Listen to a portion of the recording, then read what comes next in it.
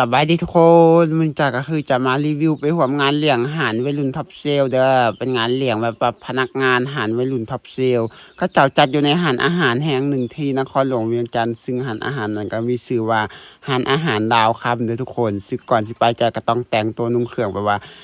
แบบไปร่วมงานอยู่ในเมืองใหญ่ก็ต้องแต่งตัวให้ดูดีไปก่อนเพราะว่าหลักๆเลยก็คือ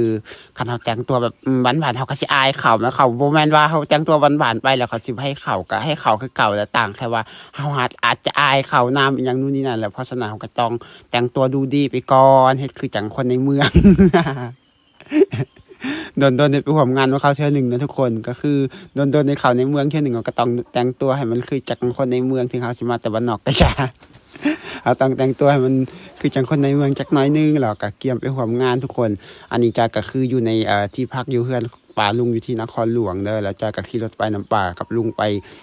งานเลี้ยงเลยขี่รถมาแถวใจกลางเมืองนครหลวงเลยทุกคนเพราะว่าร้านอาหารเพิ่นจะอยู่ร้านอาหารที่จะไปแม่นจะอยู่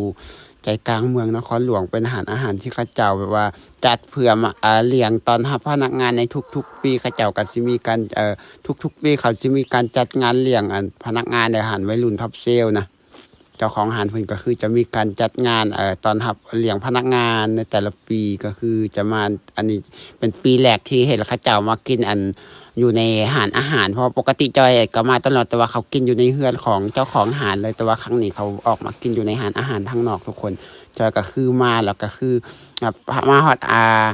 พอแต่มาฮอดแล้วทุกคนพอดีพนักงานเขาก็กำลังมาคือกันก็เลยสวยชื่อเครื่องน้ำเข้าเครื่องที่เขาเจ้าเอามาแบบหัวงานนู่นนี่นั่นเพราะว่าเขาเจ้าสิมีการแลกเปลี่ยนของขวัญกันแน่ส่วนหัวหน้าสาขาแต่ละสาขาก็แล้วแต่ผู้ใดมีน้ำใจก็ซื้อของมาตอนหัวหน้าหรือว่าเจ้าของหานู่นนี่นั่นนะทุกคนมาฝากอย่างประมาณนี้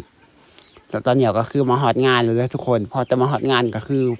พนักงานยังบ่มาเพราะว่าเขามาก่อนเสาร์ซ้ำ ตอนแรกเจ้าของหารบอกให้พนักงานมาก่อนสุดท้ายแล้วเจ้าของหารมาฮอดก่อนพนักงานยังบ่ฮอดซ้ำพอแต่มาฮอดแล้วก็คือพากันกินข้าวแล้วแต่ผู้ใดสะดวกเลยเจ้าของหาร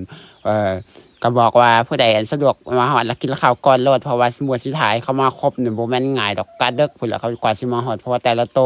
แต่บ่แม่นแต่ละโตแต่ละคนเลิกงานมาก็คือต้องไปเกียมเครื่องเกียมของอาบน้ำแต่งตัวแต่ละคนให้จัดเต็มของไว้ของมันเกียมมาร่วมงานเพราะว่าโดนมีเทื่อนึงหรือว่า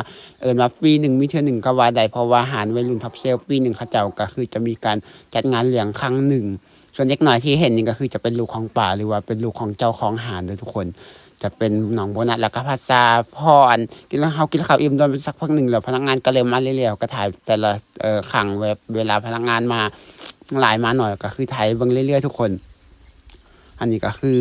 เริ่มแบบว่าคนมาเรื่อยๆเลยทุกคนพนักงานเพิ่นเพราะพนักงานทางหันท็อปเซลแถวที่เขาสังเกตเบิ่งคือว่าผู้ชายมีแต่2 คน3 คนประมาณนี้แหละทุกคน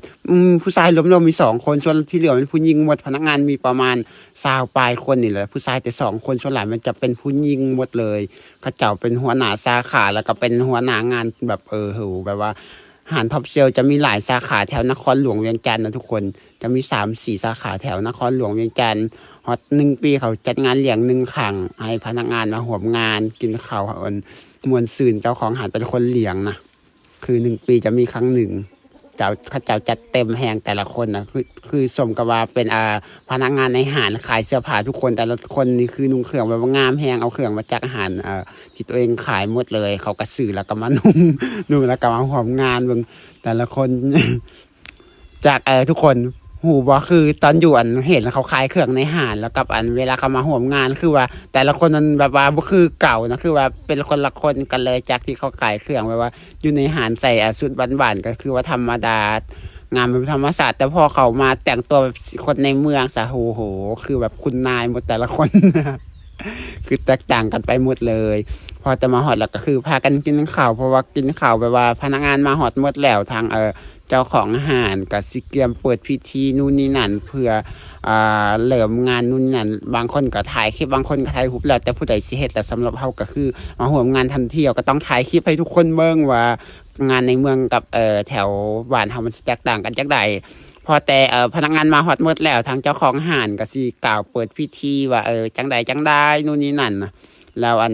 นี่ก็คือจะบ่มีแต่พนักงานเด้อทุกคนที่มาร่วมงานก็คือจะเป็นหมู่คู่ของทางเจ้าของห้างเพิ่นว่าก็คือมาร่วมงานนำแล้วก็คือจะเป็นพนักงานในห้าง พนักงานก็คือแม้แต่ผู้หญิงคืออย่างว่าแหละผู้หญิงแต่ละคนเนี่ยอายุก็ยังบ่หลายเลยทุกคนระดับ24 25ลงมาส่วนหลายเพราะว่ามีทั้งหมด20 ปลายคนส่วนหลายจะเป็นผู้หญิงคืออย่างที่เห็นเลยอันนี้ทางเจ้าของอาหารเพิ่นก็ไปเว้านู่นนี่นั่นแบบยอดขายแบบนู่นนี่นั่นแบบว่าแล้วแต่สิเว้าจังได๋ทุกคนแบบอธิบาย ผู้สั่งอธิบายก่อนครับผู้สั่งสิเว้า แล้วต่อมาแล้วหลังจากอันเจ้าของอาหารพามากล่าวเปิดพิธีแล้วต่อมาก็จะแม่นพนักงานก็สิได้เกี่ยมแลกเปลี่ยนของขวัญกันคือผู้ใดเอาของขวัญอีหยังมาก็สามารถจับสลากแล้วก็แบบจับสลากได้ซื้อผู้ใดก็คือได้ของขวัญของผู้นั้นแล้วคนที่อันยังเอาของขวัญให้คนอื่นเขาก็จับต่อแล้วก็มอบให้คนอื่นต่อไปเรื่อยๆเรื่อยๆจนกว่ามันสิฮอดคนสุดท้ายนี่นะทุกคนที่มาร่วมงานส่วนหลายมันจะมาอันอีหยังก็ทุกคนคือแบบว่าต้องจับสลากเพื่อแลกเปลี่ยนของขวัญกันบ่ว่าจะเป็นเจ้าของอาหารหัวหน้างานหรือว่าพนักงานทุกคนหลังจากนั้นหลังจากเขามอบของขวัญแบบแลกเปลี่ยนของขวัญแล้วต่อมาก็สิให้เดินแบบเพื่อแบบโชว์ผู้ใดเดินแบบงามแสดงตัวโดดเด่นก็สิได้รับขันรางวัลแบบเป็นอีหยังก็ของขวัญทางเจ้าของอาหารจะมอบให้โดยมีคณะกรรมการก็คือเป็นหมู่ของเจ้าของอาหารเลยเป็นคณะกรรมการเพื่อตัดสินว่าผู้ใดเดินดีผู้ใดหยังดีผู้ใดแต่งตัวดูดีก็คือจะได้รับรางวัลอีกเทื่อนึงแล้วต่อมาก็จะมีเกมอีกเทื่อนึงก็คือให้ผู้ใดให้คนอาสาสมัครขึ้นไปเพื่อตอบคำถามทางคณะกรรมการก็จะมีคำถามให้ตอบถ้าผู้ใดตอบถูกก็คือจะได้รับรางวัลแบบนี้นะทุกคนจอยก็คือไปหัวเขาสุดท้ายแล้วจอยบ่ฮู้หยังเลยเพราะว่าเขาถามสื่อนามสกุลเจ้าของอาหารแล้วคือเขาตอบบ่ถูกเขาบ่ฮู้เนาะ ทุกคนคือจอยก็มาเฮ็ดเวียกโดนแต่สุดท้ายจอยบ่ฮู้ชื่อของเจ้าของอาหารแบบว่าฮู้ชื่ออยู่แต่ว่าบ่ฮู้นามสกุลนะทุกคนแล้วต่อมาก็จะให้หัวหน้าสาขาแต่ละสาขาเต้นโชว์ให้แบบลูกทีมเบิ่งว่าแต่ละสาขาใดสิเต้นงามฟ้อนงามนู่นนี่นั่นก็แล้วแต่ผู้ใดสิเฮ็ดเลยแหละทุกคน หัวหน้าสาขาแต่ละสาขาก็คือพากันเต้นม่วนตามสไตล์ของตัวเองต่อมาค่ะทางเจ้าของอาหารเพิ่นก็สิได้มอบเงินรางวัลให้เพื่อนพนักงานแต่ละสาขาคือสาขาใดขายเครื่องได้ดีที่สุดเลยอันดับ1ก็สิมอบรางวัลให้เป็นจำนวนเงินแล้วต่อมาก็สิได้มอบรางวัลให้กับการตกแต่งอาหารของสาขาได้โดดเด่นแล้วก็จะมีการแบบว่ามอบของขวัญให้พนักงานขยันอดทนเฮ็ดเวียกแบบบ่หยุดบ่ซักบ่พักบ่เซาอย่างประมาณนี้นะทุกคนบ่หยุดบ่เซาอย่างแบบนี้หลังจากรับสุดท้ายแล้วก็คือจะต้องถ่ายรูปรวมเผื่อไว้ว่าเป็นรูปเอาเป็นความทรงจำเอาไว้ปีต่อไปเผื่อว่าปีหน้าสิมีพนักงานใหม่เข้ามาเพิ่มเพราะว่าเขาเจ้ากำลังเปิดสาขาใหม่อีกแบบเป็นสาขาใหญ่เลยในนครหลวงอยู่ที่บ้านคำหุงเขาเจ้ากำลังสร้างเป็น2 สันด้วยกันทุกคนรอบสุดท้ายก่อนสิกลับก็คือพากันกินข้าวอิ่มแล้วพากันกินเบียร์บางผู้ใดสิเมาจังไดก็มีบางผู้ทั้งหนานผู้ยิ่งผู้ทั้งหนานผู้สาวทั้งหนานเสื้อสีเทาแล้วเมาเลยทุกคน คือแบบว่าโคตรตลกนะทุกคนตอนแรกคือแบบว่าพากันเล่นม่วนแบบเอาไปเอามาแล้วเราเมาซะคือพากันแบบว่า โคตรยักหัวแล้วทุกคนคือไอ้หัวงานเขาแล้วต่อรอบสุดท้ายก็สิได้พากันลำวงสามัคคีบ่ว่าจะเป็นพนักงานหรือว่าเจ้าของอาหารหมู่เจ้าของอาหารที่มาร่วมงานก็พากันลำวงสามัคคีอ้อมโต๊ะย่างไปย่างมาแบบนู่นนี่นั่นแหละก็เปิดเพลงอีหยังก็นางแมวเอ้ยอีหยังประมาณนี้แหละ เอาว่าบ่ออกกันทุกคนก็คือรอบสุดท้ายก็คือพนักงานแหละแต่ผู้ใดมักแนวใดก็เต้นแล้วนั้นบางแต่ละคนคือแบบว่าเก่งแฮะทุกคนคือเฮาก็เต้นบ่เป็นเฮาก็ถ่ายคลิปเอา